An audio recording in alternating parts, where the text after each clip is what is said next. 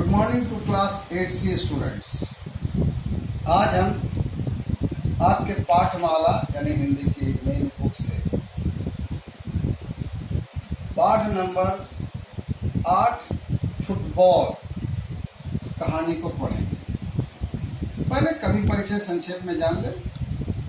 इस कहानी के लेखक है डॉक्टर मनोज शर्मा, जिनका जन्म उधमपुर में हुआ और श्रीनगर में पढ़ाई की। घर में लोग डोगरी भाषा का प्रयोग करते थे। इनकी कहानियों में डोगरी और उर्दू लिखा है। इनकी रचनाएं रेडियो पर भी पढ़ी जाती रही है और इन्हें 2010 का साहित्य अकादमी पुरस्कार भी मिला। तो चले कहानी फुटबॉल पाठ नंबर 8। कहानी पढ़ाने से पहले इसका उद्देश्य जान लें कि कभी कभी हमारे देश में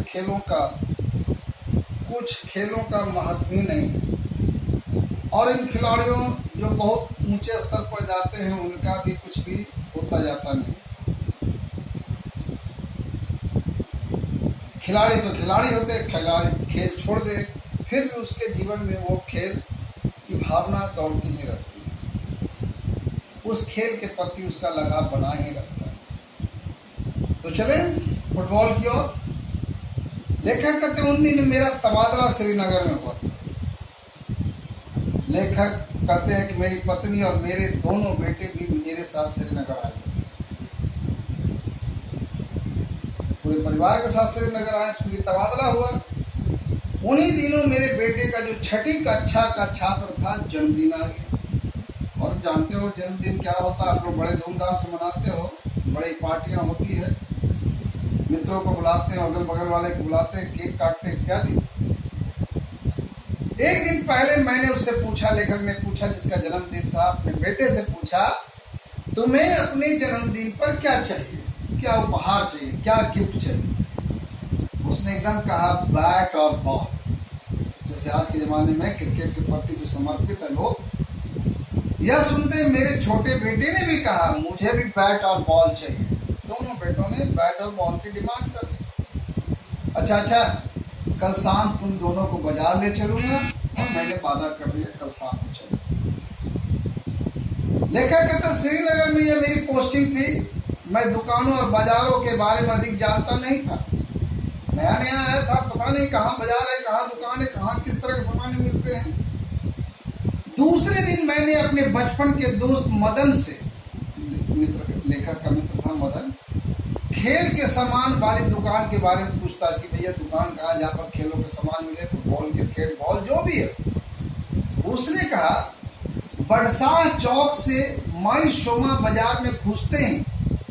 बड़शाह चौक से माई शोमा बाजार में घुसते हैं, दाहिनी हाथ की दूसरी गली में, पहली गली नहीं दूसरी गली में अमीन की खेलों की सामान की दुकान है। बच्चों के लिए वहाँ सभी कुछ मिल जाता है। जब गली में जाएंगे वहाँ अमीन की एक खेल की दुकान है, वहाँ पर बच्चों को खेलने के सारे सामान मिल जाते हैं। फिर वह थोड़ा सा रुका, हंसते हुए कहने लगा, तुम्हें याद है वो मोहम्मद अमीन है। जब हम 9वीं और 10वीं के छात्र थे तो परेड ग्राउंड में उसका कोई भी मैच नहीं छोड़ते थे। लेखक को याद दिलाया कि वो अमीन है। जब हम 9वीं 10वीं के छात्र थे, पढ़ते थे, तो परेड ग्राउंड में वो मैच जब खेलता था तो उसके मैच हम लोग सारा लोग देखते थे। मैं याद करने लगा। वह फिर बोला, यार तुम तो फुटबॉल खेलते थे, तुम कहते नहीं थे एक दिन मैं भी अमीन की तरह सिर्फ जम्मू कश्मीर का नहीं सारे हिंदुस्तान का टॉप खिलाड़ी बनकर दिखाऊंगा। कुछ याद आया? मुझे धीरे धीरे सारी चीजें याद आ गई। औसत कद का कड़ा चौड़ा भारी सा अमीन लेफ्ट आउट पोजीशन पर खेलते हुए जब गेंद के पीछे भागता तो सारे दर्शक में शोर की एक लहर उड़ जाती थी। अमीन वाह, चलो भागो। सभी में एक जोश, एक उम्मीद बढ़ती थी, अब जरूर कुछ ना कुछ होगा। फुटबॉल में तो गोल ही होता है। वो फुटबॉल को लेकर दूसरी तरफ के खिलाड़ियों को चकमा देकर उनमें से तीर की तरह निकलता था तो मेरे अपने रोए खड़े हो जाता था। कितना तेज, कितना फर्राटेदार दौड़ता है, कितना तेजी से बॉल को लेके भागता है। दिल तेजी से धड़कने लगता था और सांस लगता था अब रुका तब रुका, क्योंकि वो खेल उसका उसी तरह का था। और कभी जो वह गोल कर देता तो सिर्फ मैं नहीं, सब लोग जोर जोर से चिल्लाने लगते थे, खड़े हो जाते थे और लगातार शोर और तालियां। हमारी टीम के बाकी खिलाड़ी कभी उसे गले लगाते, कभी कंधों पर उठा लेते।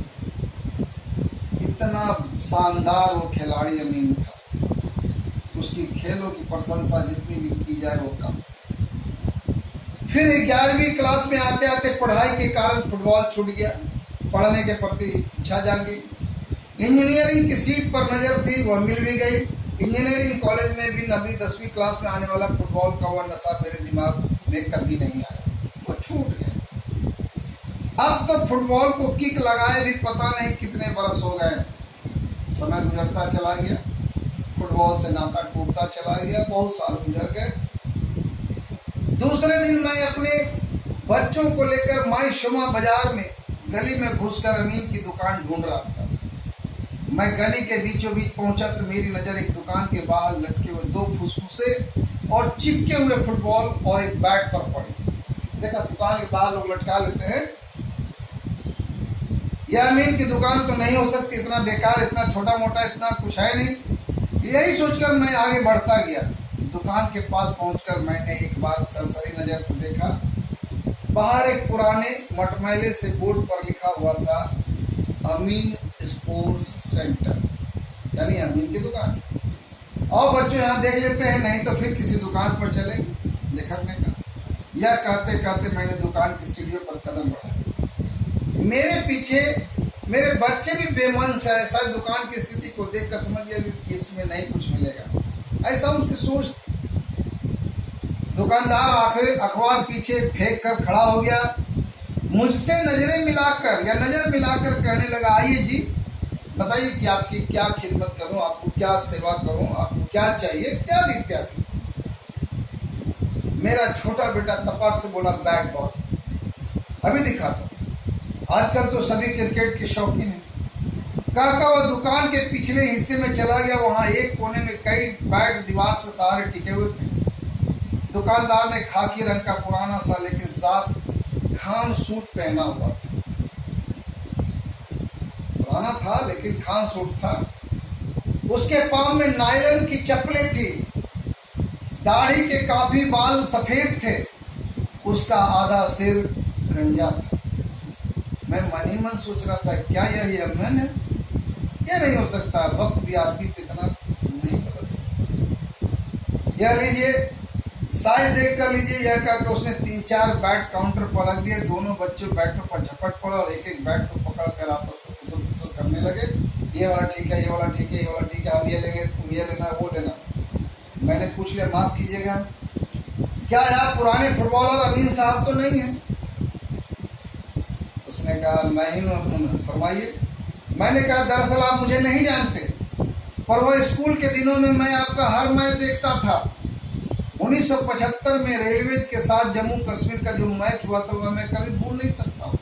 उसे अमीन को उसकी कहानी को याद दिलाने की कोशिश की जा रही है लेखक के द्वारा। यह लेखक बताना चाह रहा था कि मैं आपको जानता हूँ। यह सुनकर अमीन का चेहरा दमकने लगा। तब उसने कहा, मैंने उस मैच में 3 गोल किए थे, तीनों फील्ड से पहले हाफ में हम 2 गोल पीछे थे। वल्लाह क्या मैच था, कहता अमीन अपनी सारी कहानी बता। अमीन चाचा, एक 1.5 रुपये वाली कॉपी और 2 पेंसिल दीजिए।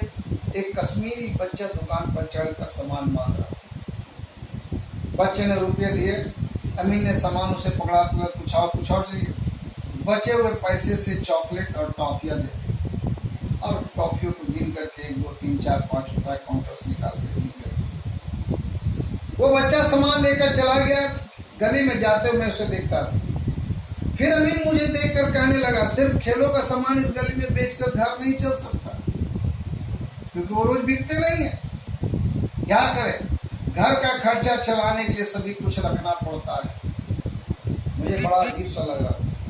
वह अमीन वही अमीन जिसके साथ कितने ही लोग लड़के हाथ मिलाने के लिए होड़ लगाते थे, आज वह उन्हीं हाथों से कुछ पैसों में टाफिया गिन रहा है, बच्चों को टॉफिया बेच रहा है। एक जमाना वो था जहाँ लोग उसके पीछे दौड़ते थे हाथ मिलाने के लिए। मैंने अब दुकान के पिछले हिस्से में 2 बैट पसंद किए, काउंटर पर रखकर पूछा, ये दोनों ठीक है ना? उसने बच्चों से पूछा, बेटा बॉल लेदर का चाहिए या कार्प का? मैंने उत्तर दिया, लेदर के बॉल ही ठीक रहेंगे, एक साइड विकेटों को भी दे दीजिए, इसके अलावा 2 जोड़ी बैटिंग वाले दस्ताने, 2 जोड़ी लेग पैड भी दे दे, दोनों के पास पूरा सेट हो जाएगा। मैंने अमीन से कहा, हमारे बच्चों में क्रिकेट का कितना शौक है, फुटबॉल में तो बच्चों की दिलचस्पी खत्म होती जा रही है, कहता हुआ अमीन पीछे से सामान लेने चला। यानी वो चूंकि फुटबॉल का खिलाड़ी रहा, फुटबॉल के प्रति ज़्यादा रुचि था, लेकिन फुटबॉल लोग खेलते नहीं, ज़्यादा क्रिकेट में ही समय देते हैं। अब अमीन हमारा सामान पैक कर रहा था, मैंने वक्त गुजारने के मैंने सुना है आप बंगाल की किसी टीम में चले गए हैं, उस जमाने में चले गए हो? हाँ, 2-3 साल में क्लब में भी खेला, एक प्राइवेट फॉर्म में नौकरी भी मिल गई, मैं सिर्फ फॉर्म की टीम्स में खेलता था, कुछ ना करता था। फिर समय बदला, हमेशा की तरह नए लड़के नए जोश शोर के साथ पुराने खिलाड़ियों के पीछे धकेल तो आगे आ जाते हैं। अब हम चूंकि पुराने हो चुके थे, खेल गया, नौकरी भी गई, पैसे भी गए, शोहरत भी चली गई। यह बोलते बोलते बड़ा उदास हो गया। फिर कहने लगा, शुक्र है यह बुजुर्गों की पुरानी दुकान थी जिससे घर का गुजारा हो जाता है। उसने मेरा सामान पैक किया, फिर बोला, आप जरा रुकिए, मैं ये अभी आया। यह कहकर वो भीतर चला गया। जब वो घर से भीतर से बाहर आया तो उसके हाथ में एक फुटबॉल। मैंने उसमें क्या किया, उसने हवा भरा, फिर हाथ से उसे फर्क पर टप टप उछाल कर जांचने लगा।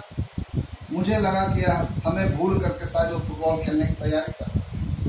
फिर उसने फुटबॉल को ऊपर उछाल कर कैच किया और हाथ में पकड़ लिया, फिर हंसकर बोला, यह बिल्कुल फुटबॉल ठीक। अब फुटबॉल को हाथ में लेकर साफ कर रहा था, फिर भी तसल्ली में वो अपनी कमीज के अगले हिस्से के कोने से बड़े प्यार से फुटबॉल को रगड़ने लगा, जैसे फुटबॉल की पॉलिश कर रहा। वह साफ कर चुका था। तब उसके हाथों में काला और सफेद फुटबॉल सच में बड़ा चमक रहा था। यह फुटबॉल बच्चों के लिए मेरी तरफ से है, कहते हुए फुटबॉल मेरे हाथों में पकड़ा दिया। वह कह रहा था, आपके घर में पड़ा रहेगा तो बच्चे कभी कभार इसके साथ जरूर खेलेंगे। मैंने कहा, आप मेहरबानी करके इसके भी पैसे ले लीजिए ना, यह मेरी ओर से है, बाकी सामान के पूरे पैसे लूँगा। यह कर वह सामान का बिल बनाने लगा, पर बीच बीच में बोलता जा रहा था, आजकल फुटबॉल का कोई खेल नहीं है साहब, आजकल जितना देखो सब क्रिकेट के दीवाने हैं। खिलाड़ी अच्छा हो तो सब कुछ है, पैसा है, इज्जत है, शोहरत है, नाम है, सब कुछ मिलेंगे। खिलाड़ी अगर अच्छा तो। कहते कहते थोड़ी देर के लिए चुप हो गया, फिर कहने लगा, आप मेरी ओर ना देखें, हमारी बात अलग थी, हमारा वक्त दूसरा था। यह लीजिए आपका बिल। उसने मेरे सामने बिल रख दिया। मैंने उसे पैसे देते पूछा, आप अकेले ही दुकान पर बैठते हो, मुश्किल तो नहीं आती? आपका बेटा क्या कर रहा है? उसके चेहरे पर फिर चमक आ गई। कहने लगा, आपने फुटबॉल में शौकत का नाम सुना होगा, कलकत्ते के स्पोर्टिंग क्लब की तरफ से खेलता है, वह मेरा बेटा है। जो शौकत है मेरा बेटा है, मुझे पूरा यकीन है कि वह हिंदुस्तान की अगली लाइन में स्ट्राइकर होगा। मेरे बच्चों ने अपना सामान उठा लिया, पैसे देकर मैंने अपना दाएं हाथ सामान से मुक्त करके उसकी तरफ बढ़ाया। उसने बड़ी गर्मजोशी से हाथ लगे, अच्छा खुदा हाफिज़। ये था कहानी फुटबॉल। आप इसे जितने सारे हैं यूट्यूब में जहाँ भी दिया हुआ है उसके माध्यम से बार बार पढ़ें, और दिए गए कार्यों को जब मिलेगा पूरा करने के लिए कल तक आप पढ़ें, कई बार पढ़ें। आपको हर होमवर्क बनाना है और एक भी नहीं छूटना है। स्कूल खुलेंगे तो आपको पहले दिन कॉपी जमा करनी है। तब तक लिए घर में रहें, सुरक्षित रहें, कहीं इधर बिना जरूरत के इधर उधर ना जाएं और अपनी पढ़ाई को जारी रखें। Thank you.